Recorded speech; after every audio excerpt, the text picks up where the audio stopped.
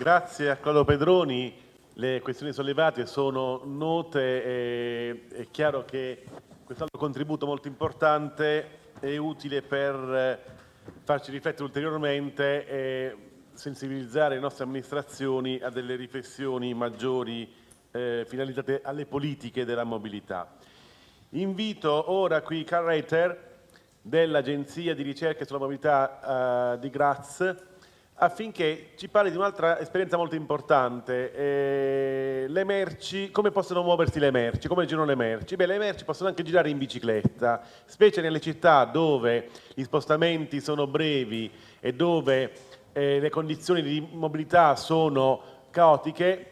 Le cargo bike, le bici da carico possono dare un contributo importantissimo nella gestione della logistica delle merci e quindi è nato un progetto europeo, Cycle Logistics, di cui l'agenzia di cui fa parte Karl Reiter è partner attivo, e quindi noi ora ascolteremo questa interessante presentazione relativa ad una tematica che da noi in Italia, in Puglia, inizia ad avere dei primi segnali che chiaramente vanno incoraggiati, ma sicuramente vanno potenziati. Grazie e ringrazio comunque per... Thank you very much for these kind words. So, Yeah, good. I will try to do a change to make it possible to speak when standing. Before I was invited to change my topic to this cyclo-logistic, and I'm very happy to talk about cyclo-logistic.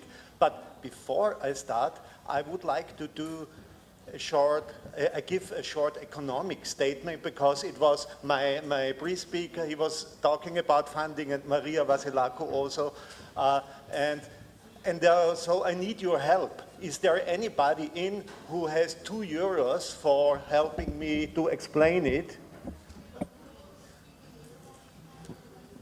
Is there? I think you will like this exercise. So, I got the first, so I give you 5.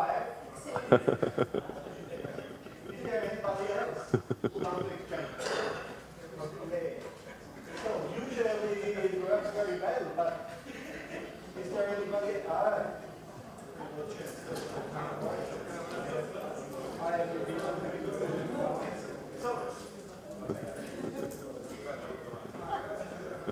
When we are doing this exercise, what do you feel about that? Yeah, it's a good business. It's a good business, yeah, very good business. We would do it every time if we have the possibility. And if a city or a country has the possibility to invest €2 and to get €5 back, we would do that. But we don't do it, because the €2 invested in cycling traffic, we get back in the health sector, because we have problems, lack of physical exercises. So cycling pays back, but it's in 2 different ministries or sections. To put this together would immediately make the benefit easy to see, yeah? And the only country which is doing that, to put the budget and the objectives together, it's Finland. And that's why they're investing in cycling, not only because cycling is a mode of transport, because it's a health promotion activity. So this was from my former presentation. But now let's talk about bicycle logistic.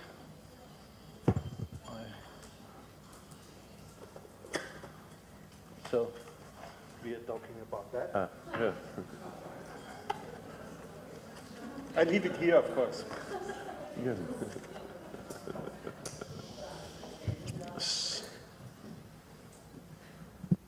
Oh.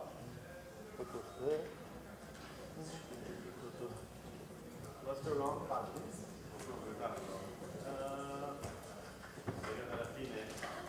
Sorry.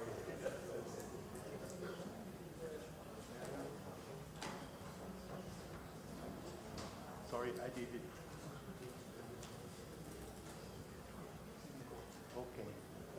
sorry. So when we talk about logistics, when we talk about moving of goods, then we very often have the argument, if we move goods, then there is a need for a car. So this is very connected in our thinking, but if you look in the data, and we analyzed data of more than 300 European cities, looking at all the trips, at the passenger trips, which are very often related also to moving goods, and on the commercial trips, then we see this picture. And this is a little bit complicated, a lot of numbers there, but you see there is a part of passenger trips, of personal trips, and there is a part of commercial trips, delivery and services. So here we just look on motorized trips, which are in the average European city, 60% of all trips are motorized trips. It's not like in Vienna, they have a very comfortable, a very good situation already, but a lot of other cities have much more car traffic.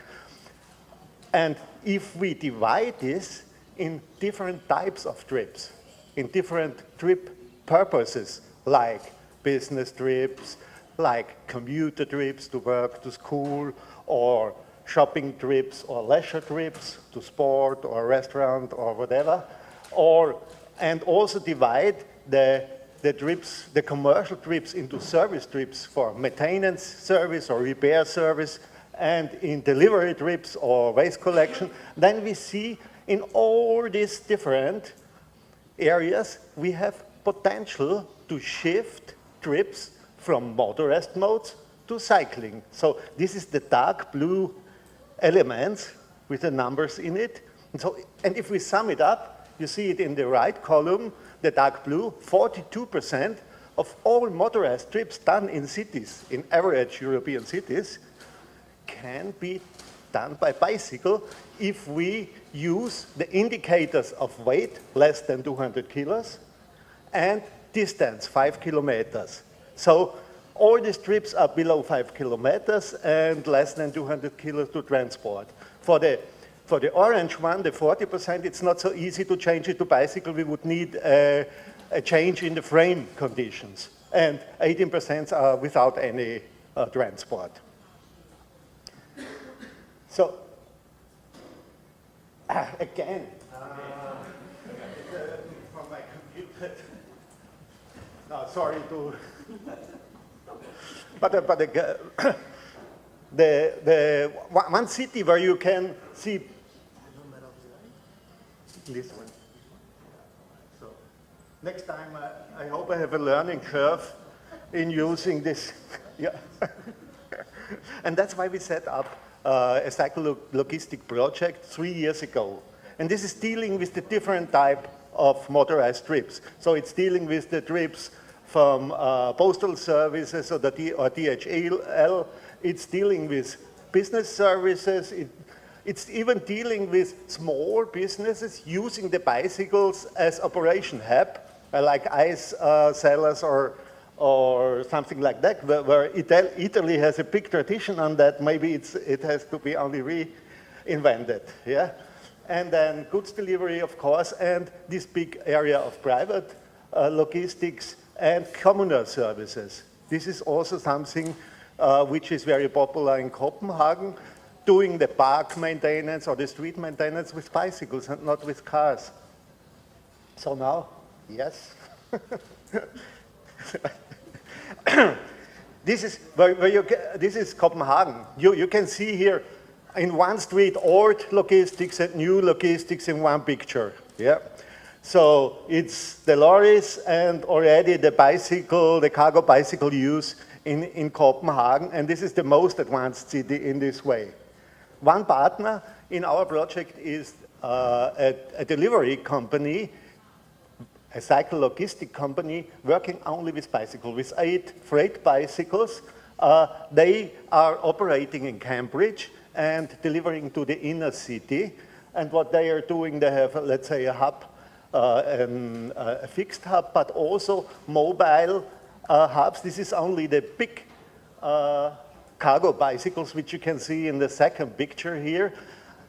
they use these bicycles to bring, for instance, magazines in a certain area, and then they use the very quick and flexible two-wheeler cargo bikes for the final distribution to the end customers. And now it's...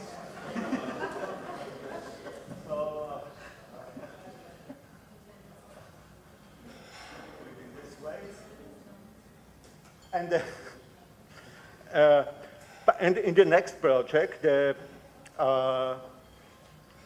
City of Cambridge even want to extend this, to make more hubs, also different type of hubs, to make the city center, in the end, CO2 emission-free delivery chains possible. So you see, it can be railways or lorries to deliver to these micro-consolidation centers, and from these hubs, there can be the delivery done by light vehicles. What is already tested is in Berlin to use mobile consolidation centers like these containers called bento box, and to use it and to deliver from these containers. And what is very new in Paris is that they use inland waterways. So the river Seine is used for transport ships in the urban context. And they put bicycles on the ship and move out the loaded bicycles on different stops for the ships, and then they deliver around this area. And this is an idea which is investigated in many cities which have a river, which can be used for inland or for urban waterway, I would say. Maybe this is also for port cities, and an interesting idea to use that, because you have no traffic jam in that way if you do a delivery in this way. This is a very new initiative. And these cycling delivery enterprises, there are already a lot. Very often they start from normal cycle couriers and extend to more heavy loads and integrate cargo bicycles in their normal fleet. And that's what's the reason why within the project there was a cycle logistic federation set up. It's a clean logistic network, European-wide, and with more than 120 participants, exchanging because of software use and all these items which are especially in this sector, because it's new challenges. I want to show you one nice logistic chain which was also set up during the project, and it's still in place. So in UK, this is an organic farmer in the beginning of the logistic chain. He brings his products per bike to the railway station. Then the boxes are transferred in a normal passenger train, so it's using of existing resources to the city, and from the city by bike again to the restaurant, and from the restaurant to the table. This is a very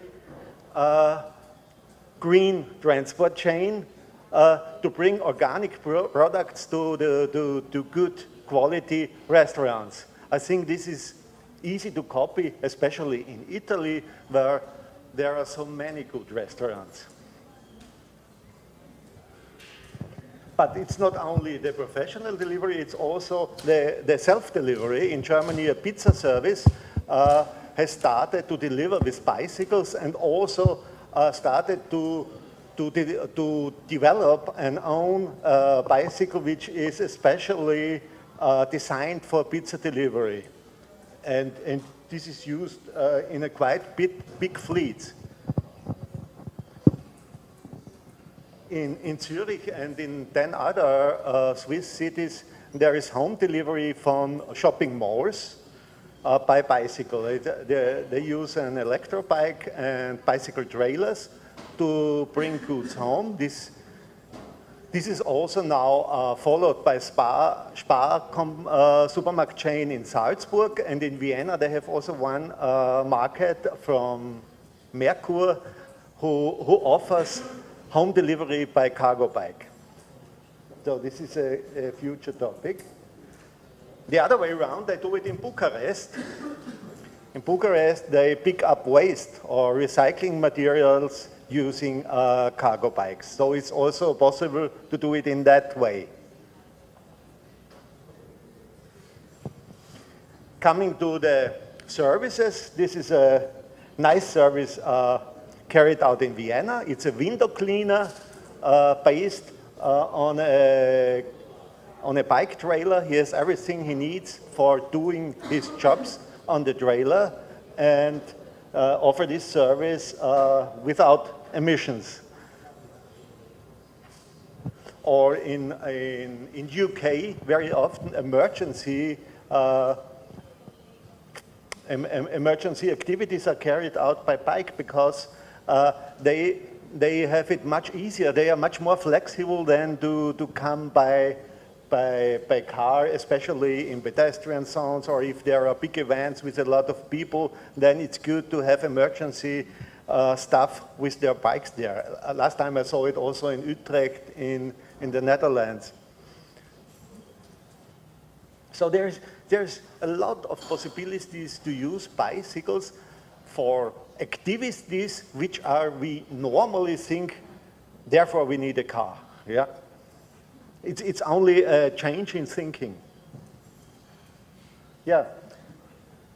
This is private logistics. This is not at the seaside. This is in my home city, Graz. We have one river, and they made a wave there for the surfers, and we have city servers, and they came also in a sustainable way. Of course, this is a little bit exotic, but there are many leisure trips, like going to normal sportive activities where you have only small bags which can be easily used, or a tennis racket or something like that, which can be easily transported by bike, of course. But if we look at all these activities, we see that private logistics, and in the field of private logistics, shopping has a very important part. And very often, logistic people don't see this as logistic. And we had a discussion at different events and conferences, and always we think, okay, what is it? Is it private transport? Is it, let's say, a hobby? It's no hobby to bring your shopping goods home. If you would change it, and this helps in the discussion, if you would change all the shopping trips and give it to a commercial delivery service and say, and give them the order to bring your shopping goods home, then immediately it would change from private traffic to logistics. But it's the same thing. You have your shopping good at home. And that's why this private logistic is also logistic, because it's moving goods. And it has an enormous potential. So if we look at all the commercial traffic, the delivery, it's 10%. If we look in these shift-over trips, it's 10%, or service 9%, or business 12%. It's less than only the shopping issue. And why the shopping has such a big potential? It's because the trips are very short, because it's not far to the next supermarket. It's usually in cycling distance in the urban area.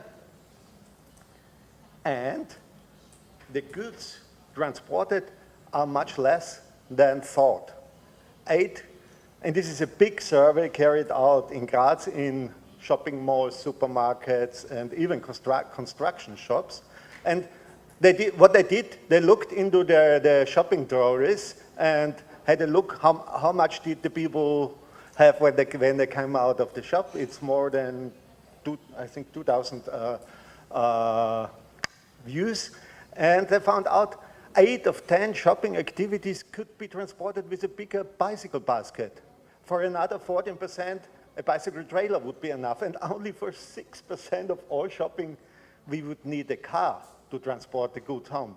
And if you look on the right column, you see how the people act. They come the car because they think they are part of the 6%, yeah, who need the car. And this can be changed. And that's why we tried out a campaign to convince car drivers to use for 1 month in Vienna and in Graz the bicycle, to try it out and to tell us their experience. And when finding the people, of course we found a lot of people who said, okay, we don't want to take part. Of course they got a voucher in the end to do the evaluation and to ask the questions. But we had a lot of barriers. Some were not interested, or they think it is too far, or they have a trip chain. But I want to talk a little bit about the danger. It's the perceived unsafety by car drivers. So if you ask people why they don't cycle, they say, okay, it's dangerous, even if they have not a lot of experience with that, or only in leisure time experience. And if we look, and there is a remarkable difference between Vienna and Graz here. So Viennese people find it much more, or car drivers find it much more dangerous to change to cycling than the people in Graz. And this could be a part of the culture, because Vienna is now starting to change the things very strong, and Graz is already, let's say, cycling is not an exotic activity anymore in Graz. And so even car users can easily imagine this could be a possibility for me to try out. And this is what I like very much. If they try out, if we can convince somebody to try it out for 1 month, and then ask these people, how was it? Were your expectations met, or was it better than expected? Then in nearly all indicators, they said, okay, it's met or even better than expected. So it's very important to take this step to make people to try out. And then if they do this step, then we are already on the winner side, yeah? Because then they find out, oh, this is possible. I did personally a lot of these interviews, and this was interesting how surprised car drivers can be when they tried out cycling for a certain period.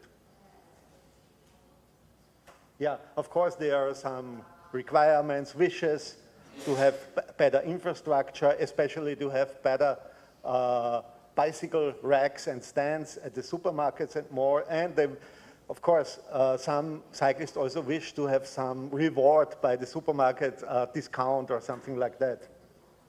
But this is not. We ask also other questions. So what do you think about the supermarket? The supermarket should offer equipment like bicycle panniers or baskets, and the people, 2 out of 3 said, okay, this is a good idea. And then we ask, what do you think about public pumps to put pressure in bike tires? Yeah, and this is very welcome. This is a very welcome measure. Maybe even better as these electric bike plug-ins, which are of no use because the time is too short to do a charging activity. It's more a promotion activity for the electricity sector. But a public pump, this would be more of use for cyclists. Yeah, and then the other thing was to ask about home delivery. So it's 36% which said, okay, this could be for me a good thing. And the last thing is, we also were asking about a service which is offered in Belgian supermarkets. It's these locker stations. This means if you get a parcel from DHL or another service, then it can happen that you are not at home. That means that they have to try it the next time, or you have to go to the hub of this delivery service and to bring it home by yourself. And this could be avoided if supermarkets offer the possibility to deposit or to put things which are delivered to your home address, and if you are not at home, you can put it to the supermarket and you take it with your next shopping home. And the people, they like it very much, six out of 10 people. And we are in discussion with our supermarket chains how to integrate that. So this is other things, it's about the sustainability, we talked about that, and about of the multiplier effect. So they talk also with other people who use cycling. So how can a city, let's say, make a little bit of support for cargo cycling or for the use of cycling for the moving of goods? What Graz did is they set up a living laboratory. This is managed by us. It's 8 different types of cargo bikes, and every business can come and try out for 1 week, 2 weeks to get a feeling, how is it? Is it for my, does it work for my business? And then, if they decide for that, they get financial support if they purchase a bike, half of the price, up to 1,000 euros. And it's not only for companies, it's also for schools, universities, for housing corporations, and so on. But there is, let's say, there's a lot of potential. If we compare, if Graz compares with Copenhagen, see, Copenhagen is about double size of Graz, and there are some numbers from the 2 cities. Then you see Copenhagen, 25,000 cargo bikes, Graz raised from 20 to 50 cargo bikes, but there is a lot of space for further activities in this field. And again, this is the last slide. If we hear about potential of biking, it depends on which basis we take. If we take all trips, it's 25%, but nobody wants to change a trip from walking to cycling. This is not what we intend. If we take all motorized trips done in the urban areas, the potential is 42%. If we take all motorized trips involving goods transport, then the potential is every second trip to change from motorized mode to cycling. Thank you.